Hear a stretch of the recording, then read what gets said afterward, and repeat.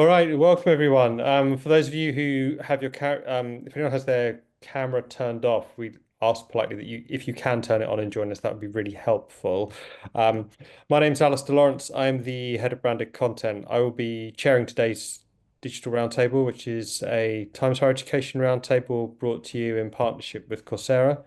The title is Bridging the AI Gap, embedding skills education and specialist courses to create employable graduates and equal opportunities across the EMEA region. We have a very international panel today from right across the EMEA region, so thank you all very much for joining us. Because there's quite a few of you, what I would ask is if you would just introduce yourself the first time you speak. It's going to be a bit quicker than going around everybody and asking everyone to do the introductions. Before we begin, I'm going to hand over to my colleague Christine from Coursera, who's got a short presentation to talk about Coursera's work and how it relates to some of the talking points that we're going to get into shortly. So, Christine, over to you.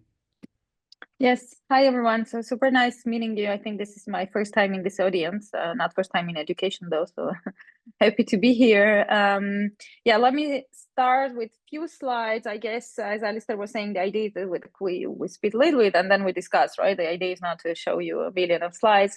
One question though, I assume, but I'll still ask, do you all know what Coursera is doing? Okay, that is great. And some of you I know are even using and helping others to learn with Coursera. So let me show you very quickly. Sorry. We did rehearse this, but we didn't rehearse this length. Okay, this should be good. You see my screen? Yes. I think you see my screen. So before we go there, so I'm Christine. I'm taking care of the Southern and Eastern Europe at Coursera. I'm based in Paris, but I do travel a lot right now. I'm in Greece, actually. And we do work with a lot of different type of companies. We do have different type of organizations. My team works with companies, governments, and campuses. And at Coursera, we have more than 150 million learners around the world, and we are bringing the best education for everyone. And that's the entire mission that we have at Coursera. Being a tech very advanced company, of course, our main topic the last year is about the generative AI and how generative AI is disrupting or not the market as of today, right? I guess the question is not anymore, is it disrupting? Is the question is who it is going to disrupt and how we can help evaluate this market and how we can help people and who we should help to learn more out of all of this. You probably all remember a few years ago when there were the digital transformation, we were all going through and saying like, whose job will be automated? And all the questions were about like the people who are the less skilled will see their jobs turning into something that is very automated and there is already disrupted and the job doesn't exist. And we do see it in some our everyday lives when some job disappeared because there is automated way of doing this.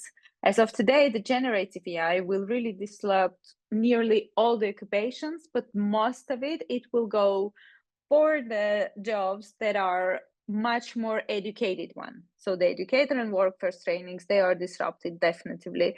For office support, it will be disrupted. Like the million skilled jobs, and if we go to this, like here, we really more you will have educated people, more it will be disrupted by the generative AI. And the jobs like sales, marketing, software engineers, customer operations, product R&D, like this part are the jobs that will be, like these roles will be the most impacted by generative AI. So what it means, it means that as of today, we need all occupations to learn what is generative AI.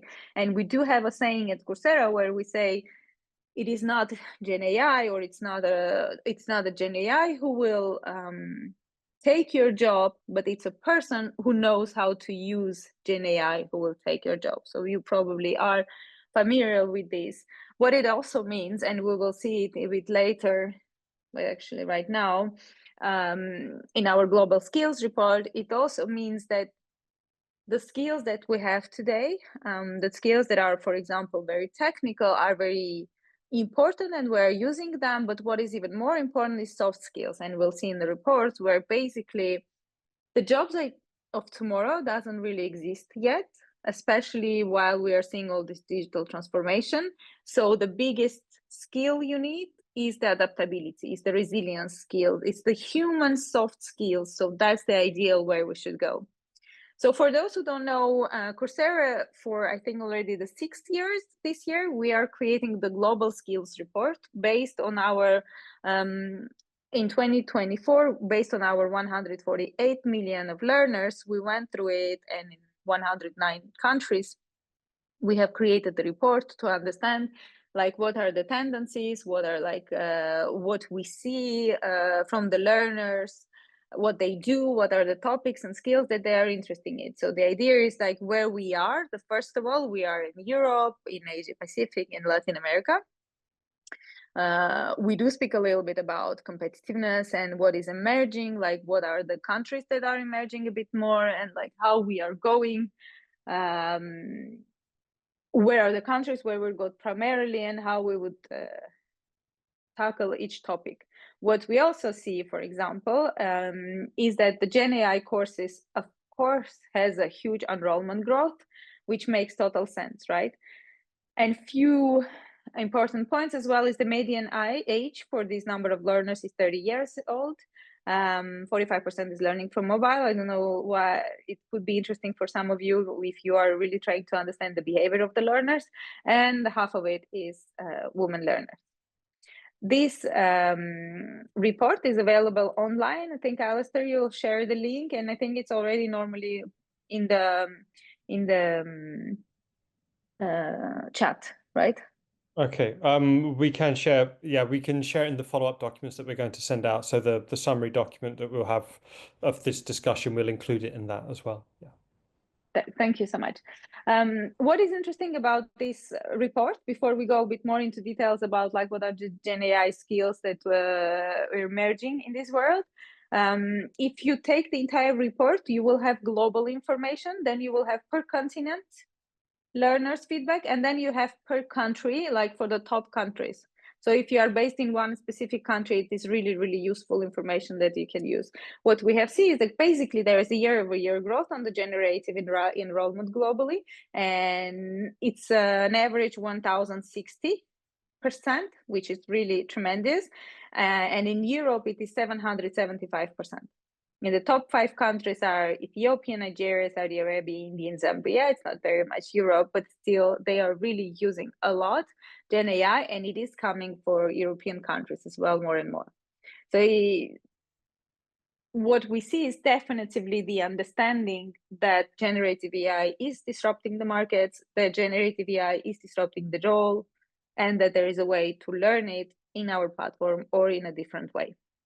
So the digital skills divide is very interesting, because what we really want is to then, because we see that we need this adaptability and resilience, then we should really work more and more on soft skills. And this is what I was saying a few minutes ago, is that in the spotlight countries, we really see that we are prioritizing and turning a bit more about the culture, communication, because the hard skills like Gen AI or others will change and will need to be relearned every year. But these soft skills, they will stick with you forever. Actually, do you know what is the top one course that we are having at Coursera since COVID, and it's still the same course? It's the Science of Well-being done by Yale. It is why our top one course, and there is a top second course. There is the Learn How to Learn. These 2 courses are definitely the ones that have the most attention on the worldwide level on Coursera. And you probably all know Alvin Toffler, who was saying that illiterate of 21st century is not the one who doesn't know how to read and write, but is the one who doesn't know how to learn, unlearn, and relearn. And so definitely, I think these are the topics that you are working on, and we can see it definitely in the numbers, in the report. And Gen AI being one of the part of, we have learned something, we need to relearn it differently. And what are prioritizing on the soft skills around? Yes, well, in Spain, we go a bit culture, about the adaptability. In Europe, in general, we go a bit on fintech, of course, but still resilience, and cultures come back, and UAE, we still bring up the resilience. So if you like, as you see, it really goes around soft skills. And just to finish, I think, I mean, you all know that probably, but by 2028, G20 countries could miss out on as much as 11.5 trillion of cumulative GDP growth because we will be missing some digital skills. So the idea today, and I think that's what you're all doing as well, is to help to grow the desire to learn, and then to help to grow the digital skills. I Great. try to be very short. I don't know, Alistair, if I'm No, on no, it's time or fine. not, No, but you that tell was me. that was exactly 10 minutes, so that's perfect. Okay, Thank you. great. One question I had about those slides, the 11.5 trillion figure that you have at the end, that you say the G20 countries can miss out on, is that missing out in terms of not growing their own economies by having those skilled workers, or will they be missing out? Will that revenue be going to other regions who are skilling at a faster pace? Is it for me or for everyone? Yeah, for you, please. Yeah, I just the Okay. source of the statistic. Yeah. I think it will be mainly because we do have a staff shortage, right? Even today, there are a bunch of countries where we are definitely having some tech people staff shortage, that we are not able to develop enough quickly the businesses, just because the peoples are not skilled enough in digital or tech or Gen AI and so on. So So it it's a doesn't mean it will go from G20 to other countries. It will definitely mean that we have a miss. So it's the untapped potential of the Exactly. workforce. Okay. Untapped potential. Okay, great. Thank you very much. Great. Well, I'd like to start off by asking our colleagues who are joining us today from we also have our colleague Jess Gilmore who's joining us from AWS, who'll be able to give us some more industry insights as we go through. But I'd like to start by asking you, our university colleagues, how many of you have managed to leverage gains from AI technologies, and are you embedding them in your curricula currently? Are you running specialist courses? Are you doing this for the traditional STEM subjects where we might anticipate that people are very strong and understand the technology perhaps better than other people might? Or are you doing it right? Are you trying to do this right across the board for your science and your humanities graduates too? Niall, can I come to you first just to get your just to get your ideas about what you've witnessed so far in terms of the impact that generative AI is having on your learners. Yeah, so from I can tell you about one of the most successful projects that we've had at the university using generative AI or AI as a tool within our curricula. We have fostered a collaboration with Stanford University and Emory University. As you know, given the region that we live in the Middle East, it's been there has been a lot of need and demand for humanitarian relief and humanitarian aid. So as part of the public health department that we have at the university, we have a specialized course for refugee health and principles of humanitarian relief. The course itself allows the students to use immersive learning environments. So they visit the sites that they are expected to design an intervention in.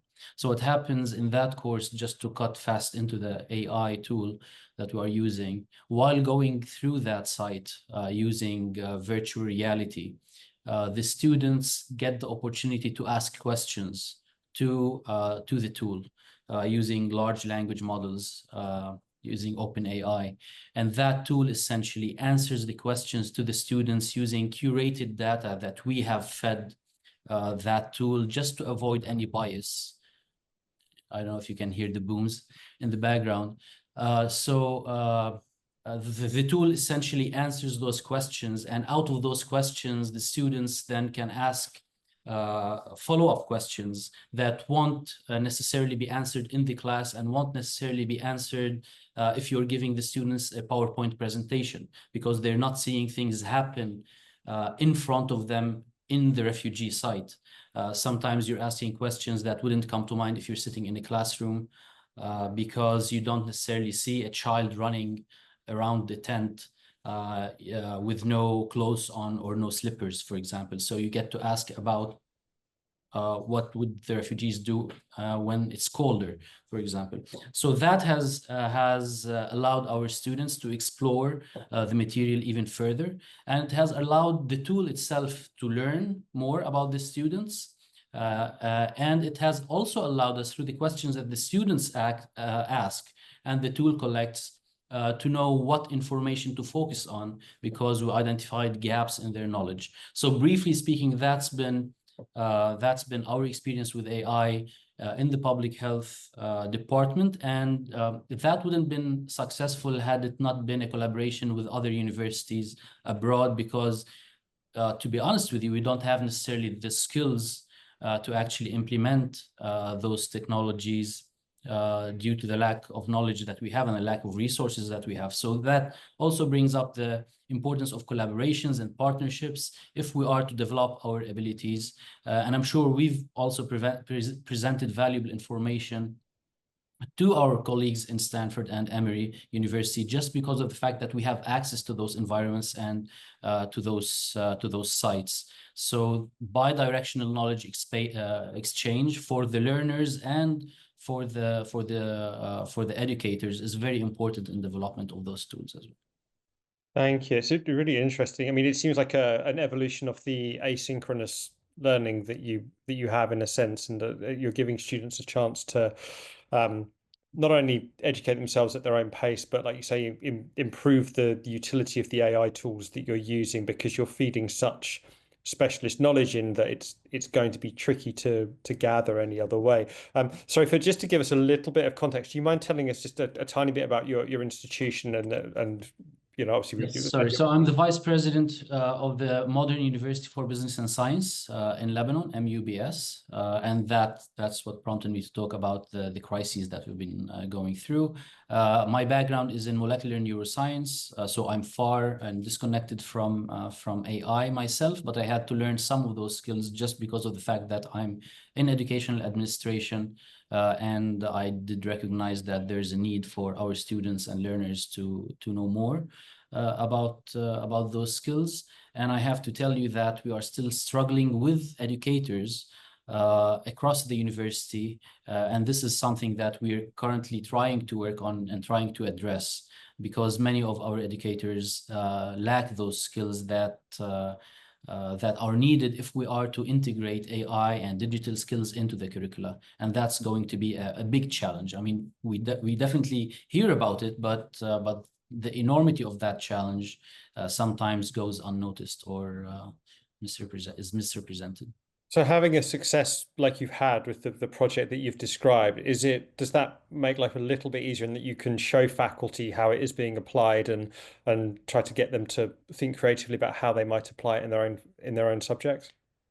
Absolutely. It brings it closer to them, and it kind of breaks that wall and the distance between what and how we can use AI in our classes, in our courses. And we've started to diversify that and integrate it more into our education courses and our history courses, where students know more about other cultures through this virtual exchange that we have, and through the utilization of the AI tools as well. But there's still a lot to do, to be honest with you, because that requires a lot of resources that we don't necessarily have in Lebanon. So every one of these projects is a partnership with an international partner, and is highly dependent on grants and funding from the outside.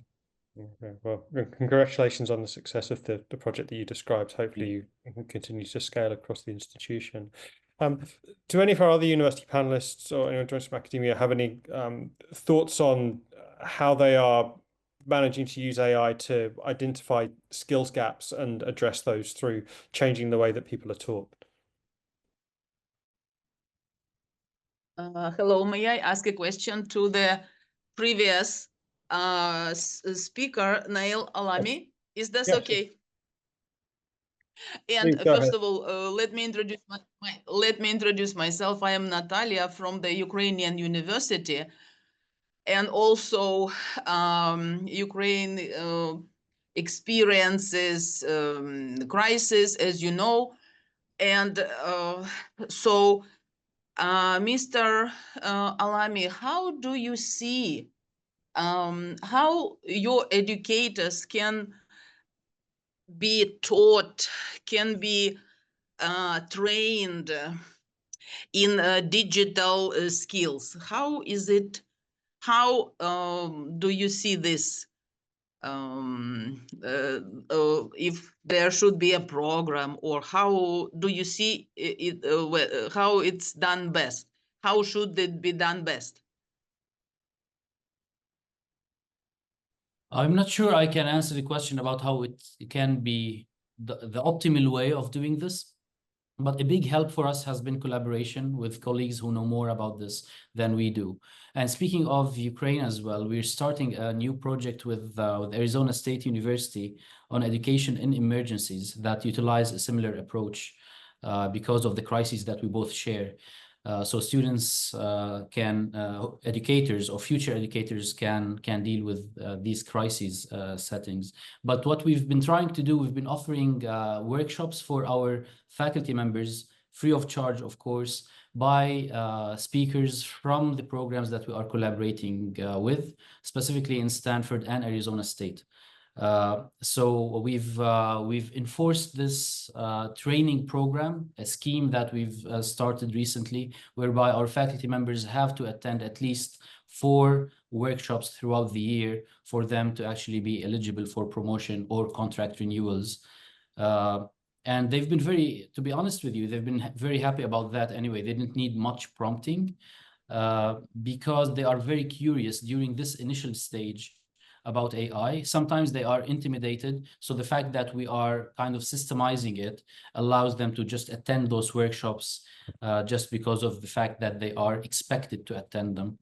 But I'm not sure where that will get us because, as I'm telling you, it is a challenge, and some of the faculty members who are usually of an older age, they are not necessarily receptive. Some of them feel offended that we need to train them and that they have to learn a new skill, possibly usually because it's mostly being intimidated. But this is one of the challenges. That's not the only challenge, of course, but this is an example of a challenge where you have to deal with not just the technology, it's about dealing with people and having to negotiate these things with them. Okay, thank you very much. Thank you. Just a little observation that our students don't have problems with the digital skills, AI skills. It's just educators need to keep up with this and in a more intense pace, and to use it, to have seminars, to maybe unite efforts like universities collaboration to keep up with those AI skills. Thank you. Natalia, I had one question, if you don't mind. You said that your students don't tend to have problems understanding AI technology. Is there still a challenge for you teaching them the appropriate use of when to use AI technology as part of their courses? I don't teach AI, but I use AI in my I don't know, in my professional life, in my research life. I mean, in doing researches, in teaching, educating, because students sometimes are a little bit surprised that I know the resources they use, and so but I want to know more. I want to know more. I understand that it's going faster, and we need to keep up with this. Okay, thank you. Christine, does that bring us back slightly to what you were talking about in the introduction, where the main difference between AI and other subjects is, as Natalia says, the pace of change and the number of applications that you can use it for moves at such a lightning quick pace that staff are always in the position where they're going to have to react to something. It seems like a new use of it. Is embedding a skills course perhaps a way to mitigate that in terms of people learning responsible use of AI or how they can use it most effectively?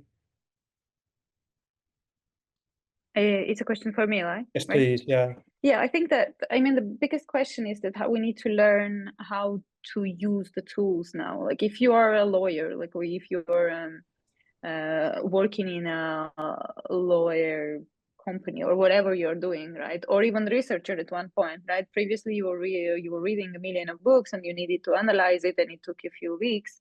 And even to create a course, previously it could take you like 3 to 4 weeks to create the course. Now you can do that in a few seconds. So the question is, you have previously you had direct access to a lot of content. Today you have direct access to a lot of content that's already analyzed and translated for you, and basically you can just take it and reuse it. But what we say is that you need to, and what the market says, so you need to know how to analyze and what to do with it, and you also need to bring the human part into it, because otherwise then what's your value, right? And that is the biggest thing that you need to learn. Like, for example, as a sales team, some sales teams, they need to analyze a government that they need to work with, to analyze that they can go and ask the tools to help them, or they can just ask what to do. Like that's the whole idea. Like you need to learn, have a critical sense of analyzing, to put in place a strategy, bring your human part of it, discuss the partnership and collaboration. And that all is important. And where previously we would just learn how to use a tech, now we need to learn how we translate and put it into action as a human. Okay, thank you. Please, Magda, go ahead. Yes. Hello, dear colleagues. Again, talking about AI, and I couldn't find the raise hand button That's all right. in That's the okay. updated Zoom application, which is funny. Fine. Fine. So just very briefly, thank you for the presentation and for interesting discussion. I just want to give you some examples of what we have been doing in Georgia. And in this case, I represent at least 3 higher education institutions because I work mainly at partnerships that are established between different universities in Georgia and abroad. And the goal of our organization is to help universities and higher education institutions with internationalization. I think here using AI, as colleagues already stated, is in higher education institutions is very new for us. Throughout Georgia, we have faced a lot of criticism from academia and from professors of how they can integrate AI in teaching beyond STEM subjects and STEM disciplines. So first and foremost, I believe we need to have a well-defined state or regulation on how higher education institutions can ethically use AI. It seems that a lot of universities in Georgia look at integration of AI into teaching as a threat more than an opportunity. And we are trying to work with the universities to help them understand that, as it was stated during our presentation today, there is no way to go without AI in the future. So what we have done at one of the universities, Kutaisi International University, where I have been working as a chancellor and helping set up the university. It's a new university. It was opened in 2020. What we have done is we have created a project with 4 different goals. The idea was to integrate AI into university academic and research processes. So we have firstly upgraded universities' existing computing infrastructure and workstations to allow for AI and machine learning tasks, because not all current universities have such equipment in place. That was one direction. Another direction and goal of the project is curriculum integration, which is a bit more difficult and challenging. As our colleague today stated, is that A lot of universities in our region need international partners to integrate AI into curriculum. So we have started working with the Forschungszentrum Jülich, IES 8, and I think it's INM 4. So it's the two directions of the Jülich Center on creating a joint biomedical imaging lab at our university to start creating elective courses for all the different disciplines that we offer with focus on AI and ML. And that is one direction that we're doing, implementing right now. It's not yet completed, so I cannot give you results. Another direction is we decided to offer international internships for our students to go abroad again to Germany and do some research and work jointly with the German students and colleagues on integration of AI into learning.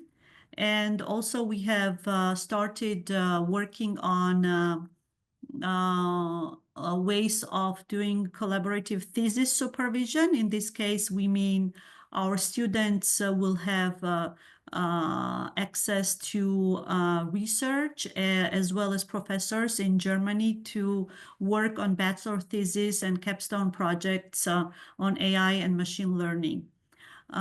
This project is ongoing, and we hope to have interesting results soon. Another university where I work is San Diego State University Georgia partnership, meaning we work with the US San Diego State University. There it is a bit easier to integrate AI into both teaching, learning, because SDSU already has regulations how to deal with AI and what is allowed, what is not allowed in terms of students using AI in the learning process.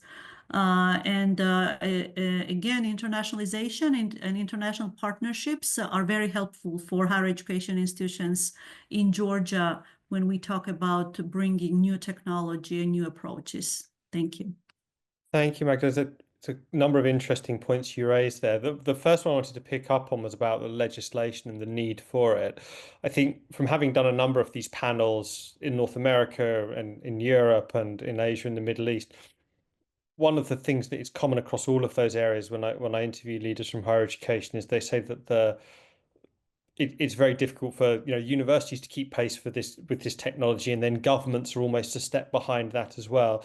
Where I have heard of policy decisions being taken place rather than legislation per se has been in places like Texas, where they have made a statewide decision on how they are going to, in some cases anyway, on board things that seem to accommodate these kind of things. I was wondering, from the partnership that you had in the US, what was the legislation that was there that was useful to you that you've been able to leverage? Mm-hmm. So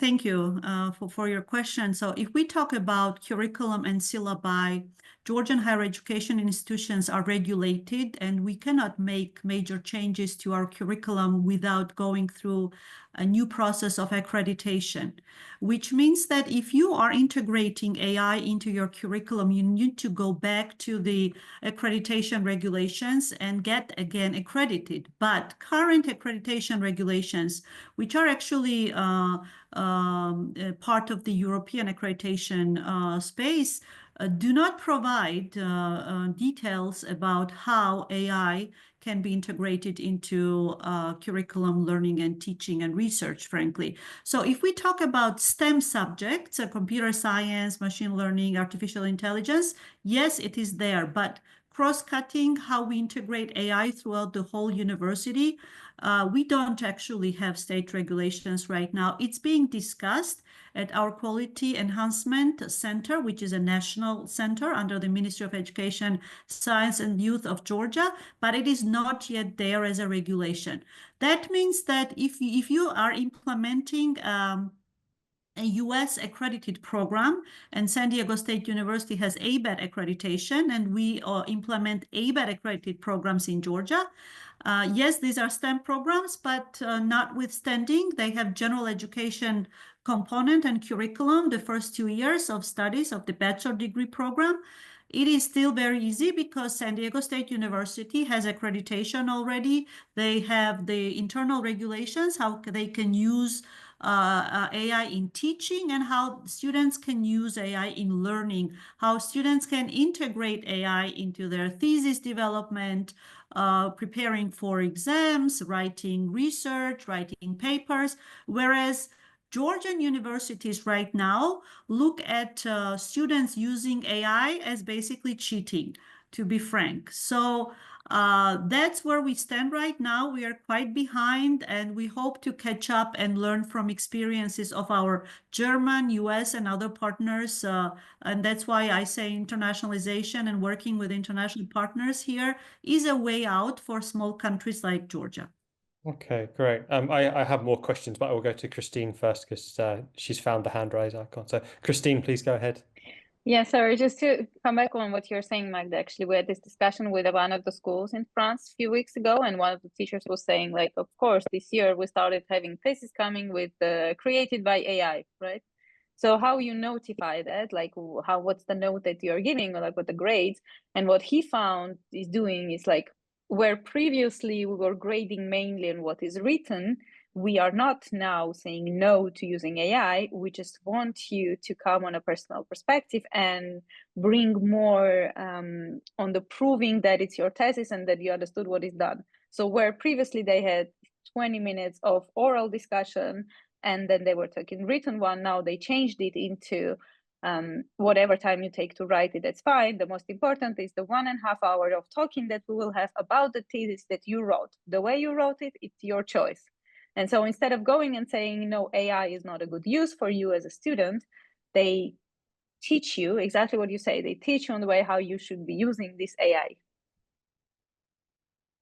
Thank you very much. Jess, can I come to you next, please? Firstly, thank you for sharing the resource in the chat. I think it's interesting, as Magda was saying, you know, you have you have governments, even if you're working internationally, you're dealing with all these different level changes and step changes in terms of how much this AI technology has been onboarded and how much it's being regulated. And then obviously earlier Nell was talking about how you've got the cultural challenges within academic communities of actually getting people to buy in to this technology and not see it as a threat and not see it as an insult to the pedagogical methods they've been using for a long time. Can you shed some light on what AWS is doing in this space? Because it's obviously a company that everyone's heard of, but it's not always about the various things that you do. But it would be good to get some specifics about how you're supporting universities in this way. Sure. Thanks, Alistair. So just a quick introduction of myself. So I'm Jeff Gilmore. I live just outside of Seattle, Washington. So I'm on the West Coast of the US. And my background is really in higher ed. I started as a faculty member teaching in business technology, and then traversed through the roles at an institution, dean, associate provost, et cetera, at the institutional and then state level here. I came over to AWS mostly because my interest in my research has been about access and equity and ensuring that we expose learners to the most amount of education that we can provide access to. And AWS has massive resources in that space, right? So I work in part of the organization. AWS is obviously part of Amazon, and the backbone of AWS was what was the backbone of the shopping platform originally. And we realized that it could be externalized and then enable industry to move workloads further and faster. So the area that I work in is in the pillar of training and certification. And obviously, when we're working with companies or organizations or institutions who are purchasing AWS services, we need to have training for those folks. So we have a large part of our organization that's available for that piece. And then inside of training and certification, I work in education programs. Education programs is a true investment pillar for AWS in that we're looking to identify pockets of learners who have an interest, are cloud curious, trying to figure out how to learn about and adopt these tools, and then make curriculum and content available at no cost to individual learners, institutions, and expand that access as much as possible. Coursera is a great partner in this work because they also have AWS content on their platform and work directly with institutions as well. But we have a variety of platforms that are available. AWS Educate is a direct to learner platform that enables a new to cloud learner to explore.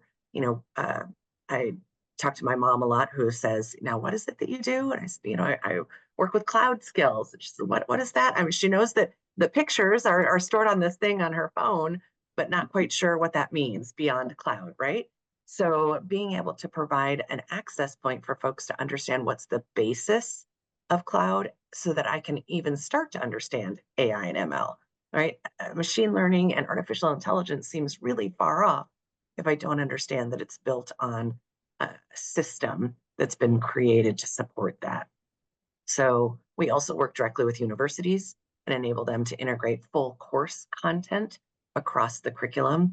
And I'll just, as you guys were talking about the challenges with faculty, I think it's really important for us to start to think about AI is going to be iterative. There's no stop in learning around AI. There isn't going to be a faculty professional development that we can deliver and great, check it off. We've accomplished AI. It's going to continue to build and evolve. And I think we need to really start to help faculty with this shift from being the expert in the room to being a guide on the side with our students and helping and learning and growing with them and recognizing they may not have all the answers to their student questions, but figuring out how to facilitate that learning environment, particularly using these AI tools to build everybody's knowledge in the classroom. So I'll just pause there and check in, Alistair, if that's what you wanted. That's great. Thanks, Jess. I had a couple of questions, if you don't mind.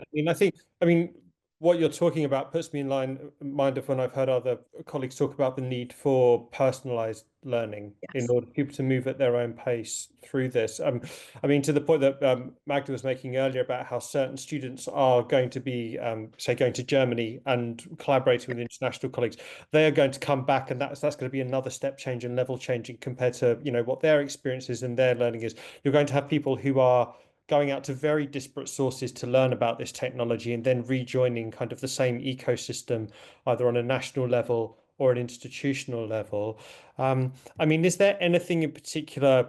I mean, perhaps Christine, you might be able to offer some thoughts on this as well, that where big tech platforms, big tech companies like Coursera, like AWS can offer solutions to help universities create more diverse learning paths and perhaps maybe more inclusivity through that. Yeah, I mean, I think that it's incumbent upon us to do that, right? So we have multiple offerings across training and certification, as well as education programs that provide a variety of content. And we're looking for ways to figure out how to enable institutions to consume that content and create those personalized learning pathways with less and less interaction, right? So of course, we've got faculty available and we have a full menu of content that faculty can either direct learners to our platforms to consume that content or bring that content into their learning management system and curate and customize. But the more AI continues to evolve, the more these learning paths that are personalized learning paths become important, and using the same tools that we would use in our shopping experience, where you maybe buy one item and we say, hey, this item might be of interest to you. We can do that same thing with a learning plan. You've learned this.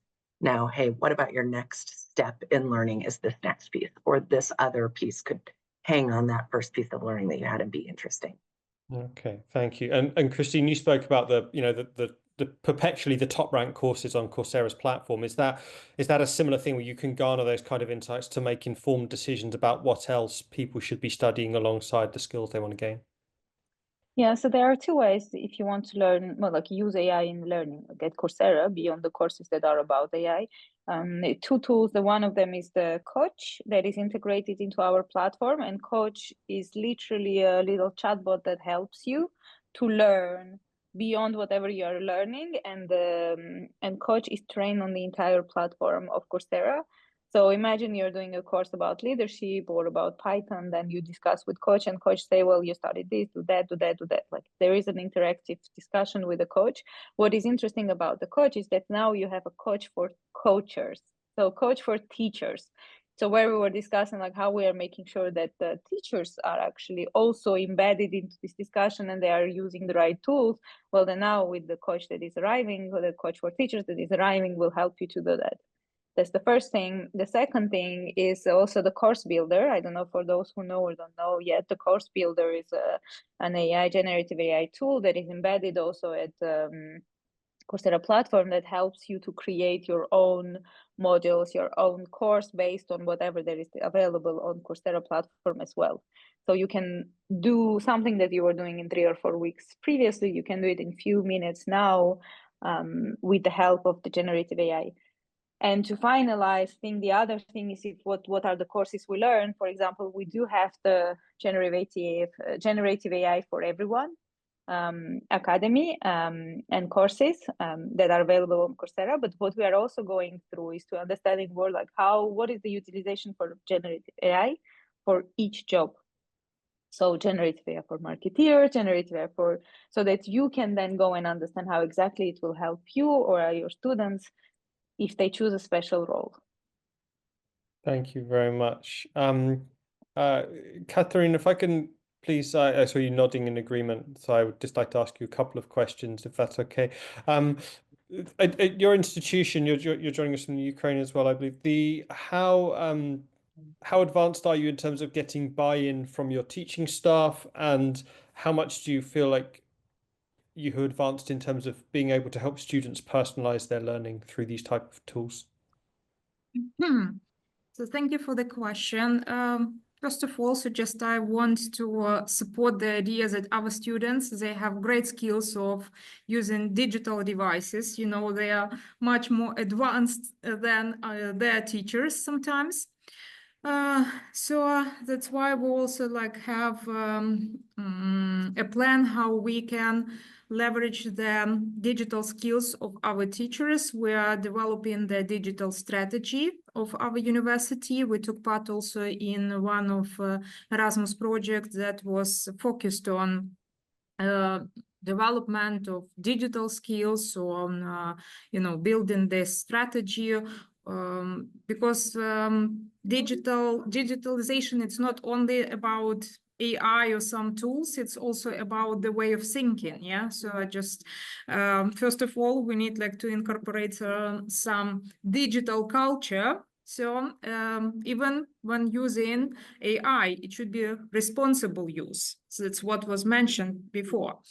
And at the moment, we are collecting all this information. We have a committee that is working on development of the strategy.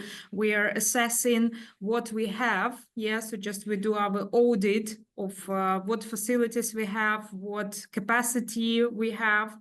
And but when we speak about my university, we have a very good background because 20 years ago, we were the pioneering university that introduced digital learning systems. So we also have our electronic university system. So in general, so we have a very good foundation. Yeah, so just to keep on developing the skills and raising the awareness of teachers and students.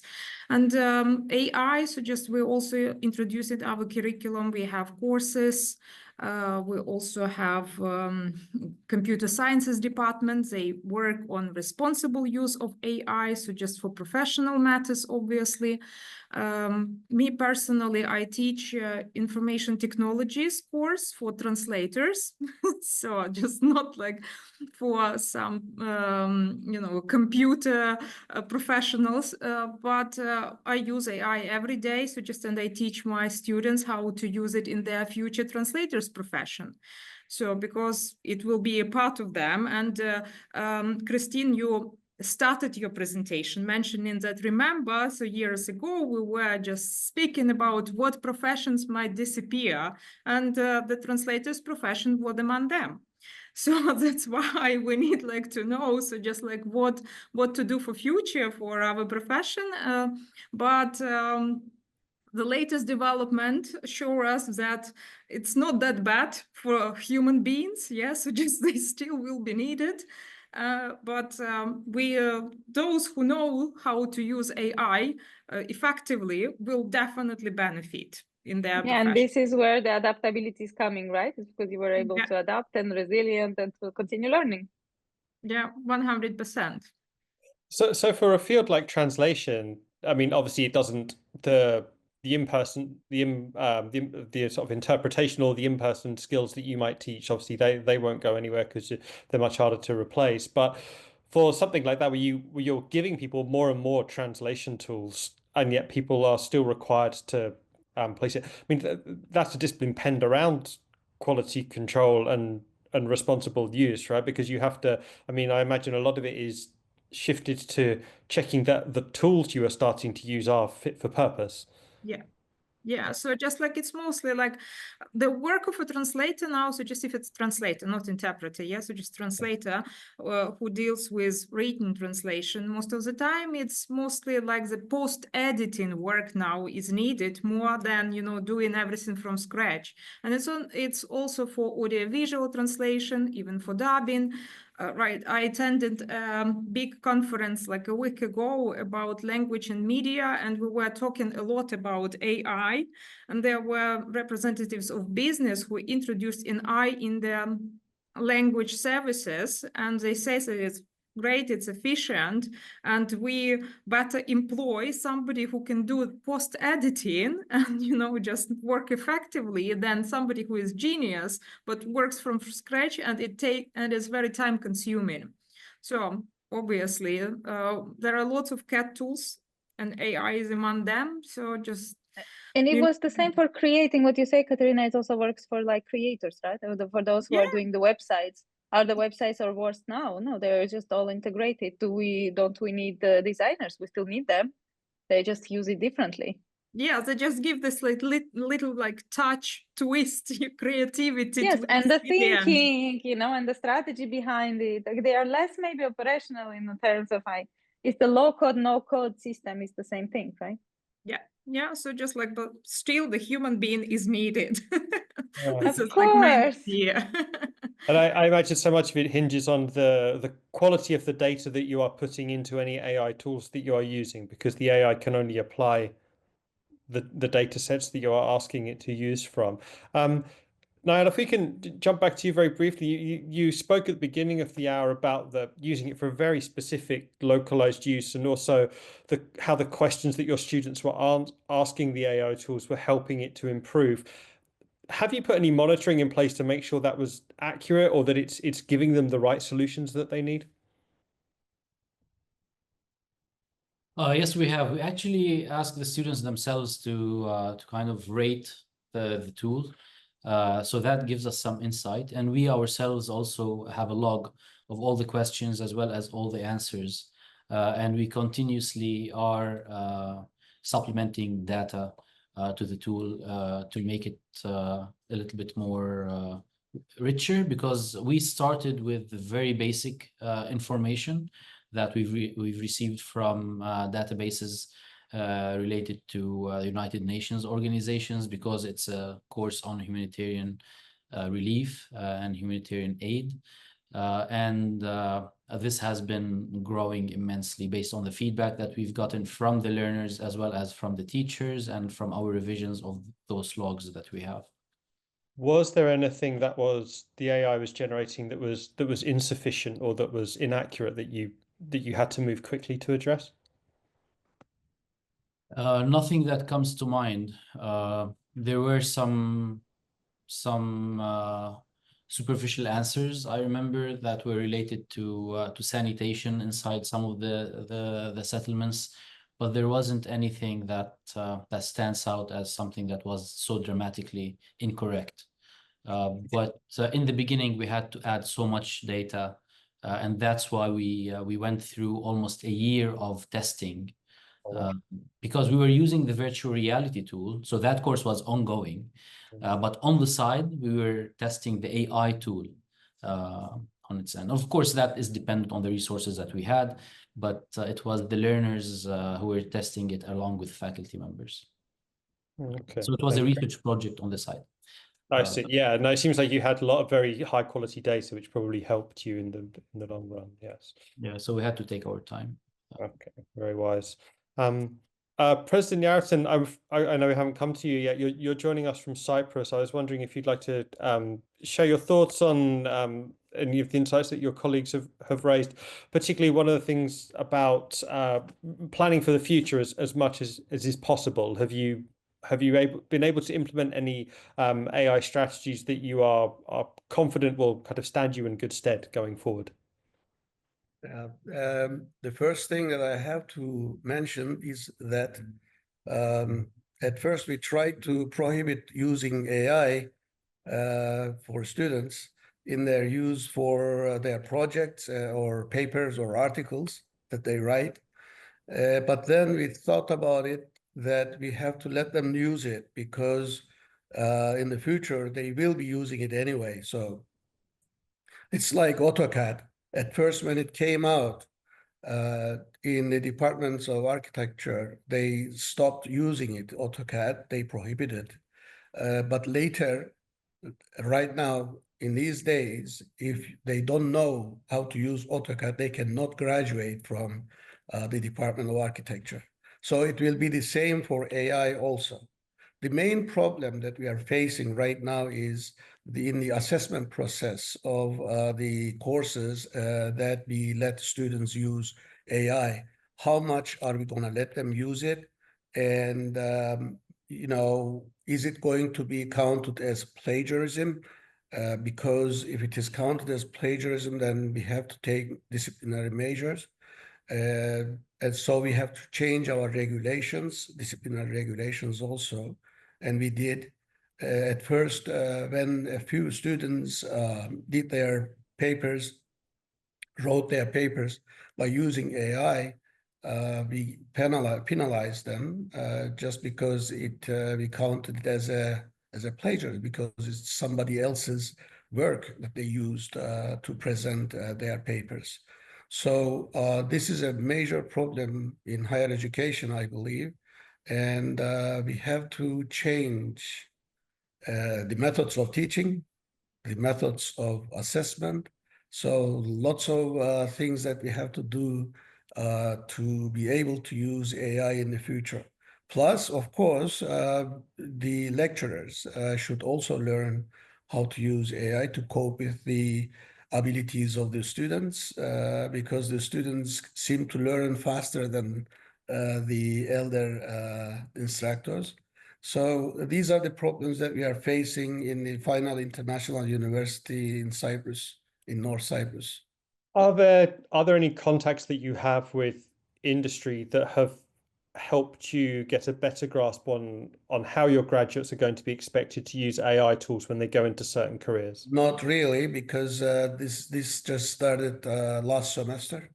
When some students used AI in their projects, and it came to the Senate. Right.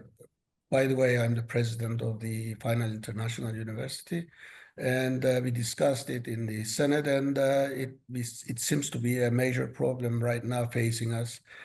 So we have to solve some of the problems, and we changed it. You see, Turnitin gives how much machine was used. Machine work was used in the paper. So we changed our the amount that the students can get from other sources, and about 20% we let them use AI in their projects, but we did not get in touch with anybody else. Of course, the universities in Cyprus also has a union, and we are also discussing this there. But this is not just our problem. It's a problem for the whole higher education institutions. Okay, great. Thank you very much. And we're very close to time. Jess and Christine, thank you for sharing your thoughts on a couple more resources that we have in the chat. We'll do our best to circulate those after the event as well, and also include them in the summary article that we produce. That does pretty much take us up to time, I'm afraid. I know you're very busy. I'm sure you have other things to be getting on with today. This is just to say thank you all very much. This is certainly the first panel I've chaired where we've had all of Lebanon, the Ukraine, Georgia and Cyprus and the US. And I think, Christine, I can't remember where you were joining us from at the moment, but you were on one panel. It's been really interesting to see the crossovers that exist and the differences that are taking place between all these different countries and the similarities, particularly for our colleagues in Lebanon and the Ukraine. Thank you very much for joining us under difficult circumstances. We really do appreciate it. There will be a on-demand version of this that goes up on the THE website on the Coursera Content Hub that we maintain. If you would like a copy of it to share or just to consult, we'll also include as many of the resources that we can as possible. So again, thank you all very much for joining us. Thank you to Coursera and AWS for partnering with us so we can put on these type of events. We hope to see you all again very soon at future THE engagements. Thank you very much.